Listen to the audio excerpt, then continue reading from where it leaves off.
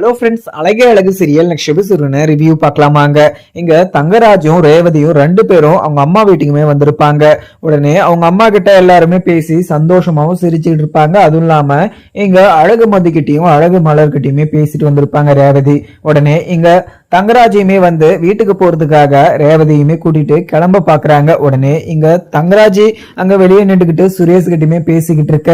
உடனே இங்க ரேவதியும் அவங்க அம்மா கிட்ட போயிட்டு, அம்மா நீங்க கரெக்ட் டைமுக்கு டேப்லெட் எல்லாம் போட்டுக்கோங்க, அது இல்லாம கால் வலினா நீங்க ஹாஸ்பிட்டல் போங்க, அப்படி முடியலன்னா நீங்க என்ன கூப்பிடுங்கம்மா அப்படின்ற மாதிரியுமே சொல்லிட்டு இருக்கவும், உடனே இதை கேட்ட அங்க தங்கராஜியுமே வந்து பயங்கரமா சிரிக்கிறாங்க. இதை எல்லாருமே ரொம்பவே அதிர்ச்சியா பார்க்கவும், அதுக்கப்புறம் என்ன மாப்பிள்ள எதுக்காக சிரிச்சுக்கிட்டு இருக்கீங்க அப்படின்னு சொல்லிட்டு இங்க ரேவதியோடைய அம்மா கேட்கவும், உடனே இங்க தங்கராஜியும் இல்லத்த இங்க ரேவதி வீட்டுல ஒரு விஷயத்த சொன்னா, அதனாலதான் இந்த விஷயத்த கேட்ட உடனே எனக்கு சிரிப்பு வந்துருச்சு.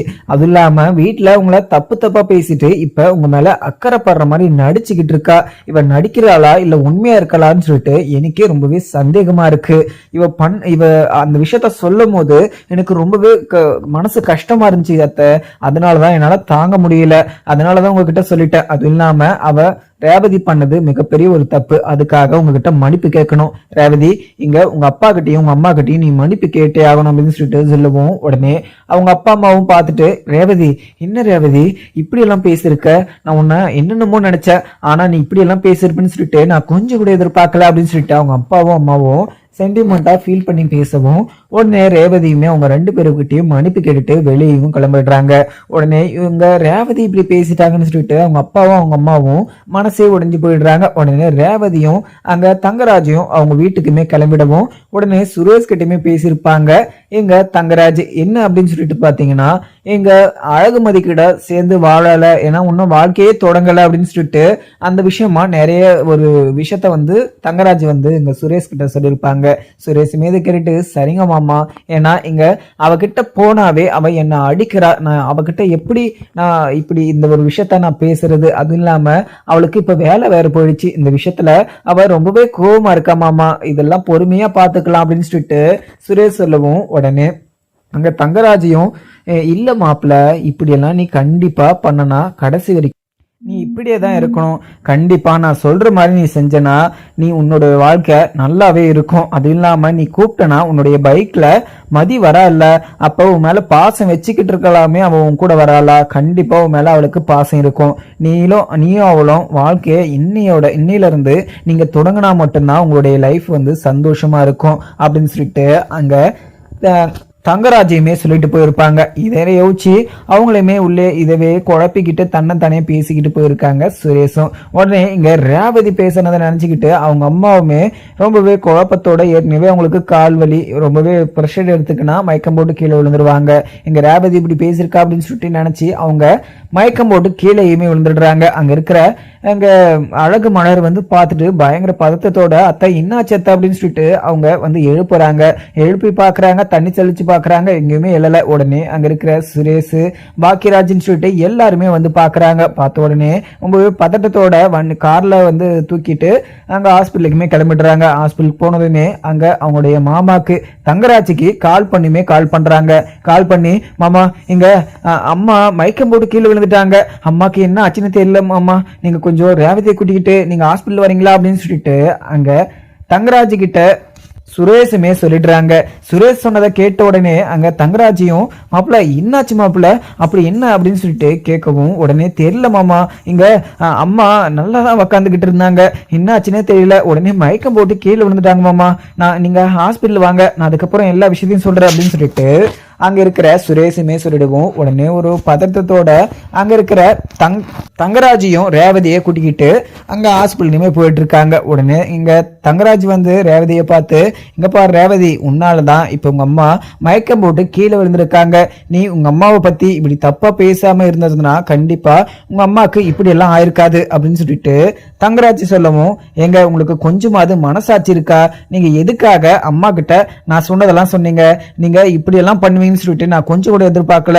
ஏதோ நான் ஒரு கோவத்துல அப்படி ஒரு விஷயத்த சொல்லிட்டேன். அந்த வீட்டுல நான் சொன்னது நடந்திருக்கு, அதனால நான் சொன்னேன். அதுவும் இல்லாம அம்மாவும் அப்பாவும் 2 பேரும் சேர்ந்து எங்க அழகு மலரையும் எங்க மதியையும் 2 பேரையுமே கஷ்டப்படுத்துறாங்க அப்படின்னு சொல்லிட்டு சும்மா ஒரு பேச்சுக்கு தான் சொன்னேன். ஆனா நீங்க இதை எடுத்துட்டு போயிட்டு நீங்க அப்படியே அம்மா கிட்டயும் அப்பா கிட்டயும் சொல்லுவீங்களா அப்படின்னு மாதிரியுமே அங்க ரேவதியும் தங்கராஜ் கிட்ட சொல்லிட்டுவும் உடனே தங்கராஜ் கேட்டதுமே, இங்க பாரு ரேவதி, நீ என்கிட்ட எதுவுமே பேசிக்கிட்டு இருக்காத. நீ மறுபடியும் என்கிட்ட பேசுனா கண்டிப்பா உன் மேல நான் கோவம் தான் படுவேன். அதுவும் இல்லாம உங்க அப்பா அம்மாவை பத்தியே நீ தப்பா பேசுறவ, என்ன நீ தப்பா பேச மாட்டேன்னு சொல்லிட்டு என்ன நிச்சயம்?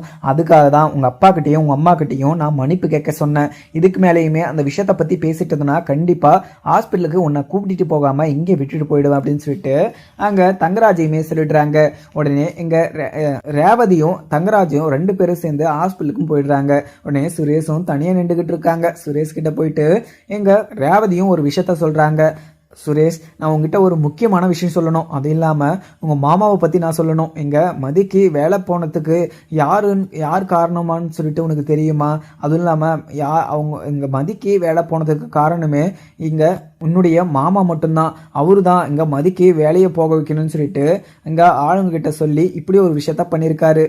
இந்த விஷயம் உனக்கு தெரியாமல் இங்கே இவ்வளோ நல்லா மறைச்சி வச்சிருக்காரு. அதுவும் இல்லாமல் நான் உங்ககிட்ட சொல்லணும் அப்படின்னு சொல்லிட்டு வந்தாலையும் என்கிட்ட ஏதோ சொல்லி அவரு இப்படி என்னை பயம்படுத்தி அவரு சொல்ல விடாமல் பண்ணிட்டு இருந்தாரு. இதுக்கு மேலேயுமே இந்த விஷயத்த நான் உங்ககிட்ட சொல்லாமல் இருந்தேன்னா கண்டிப்பாக நான் தான் காலம் முழுக்க கஷ்டப்பட்டு இருந்திருப்பேன். மதி ரொம்பவே பாவம்.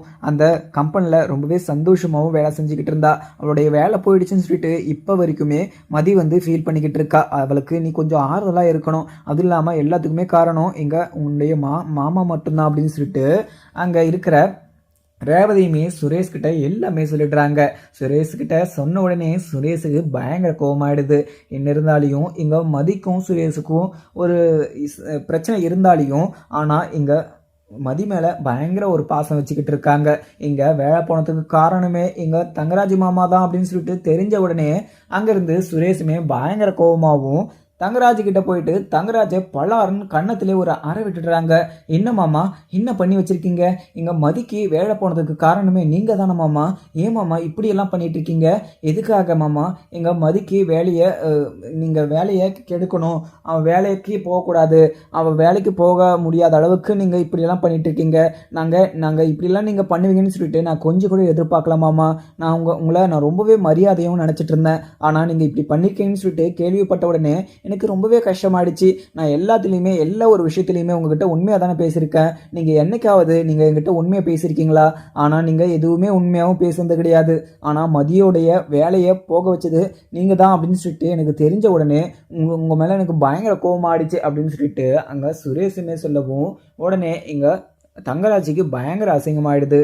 அங்கே நின்றுக்கிட்டு இருந்த அழகுமதி அழகுமலர் அங்கே அவங்க அப்பான்னு சொல்லிட்டு எல்லாருமே ரொம்பவே ஷாக்கிங்காகவும் பார்க்குறாங்க. ஏன்னா சுரேஷ் யாரையுமே கை நீட்டியதை பார்த்ததே கிடையாது அந்த வீட்டில் இருக்க ஃபேமிலி எல்லாருமே. ஆனால் உடனே ஒரு கோவத்தில் அங்கே சுரேஷ் தங்கராஜி மேலே சுரேஷ் கை நீட்டிடுறாரு. உடனே அங்கே சுரேஷுமே, இங்கே பாரு மாப்பிள்ள, நீ என் மேலே கை வச்சதுக்கு நீ கண்டிப்பாக பதில் சொல்லி ஆகணும். நீ எதுக்காக இப்படி என் மேலே கை வச்ச? அதுவும் இல்லாமல் நான் பண்ணதுக்கு உங்ககிட்ட ஆதாரம் இருக்கா அப்படின்னு சொல்லிட்டு கேட்கவும், ஆமாம் நீங்கள் பண்ணதுக்கு எல்லா ஆதாரமும் எங்கிட்ட இருக்குது, நீங்கள் எங்கிட்ட பொய் சொல்லணும்னு சொல்லிட்டு எந்த அவசியமே கிடையாது அப்படின்னு சொல்லிட்டு சுரேஷுமே சொல்லிடுறாங்க. அதுக்கப்புறம் எனக்கு பார்க்கலாமாங்க. வீடியோ பிடிச்சா லைக் பண்ணுங்கள். Thank you friend.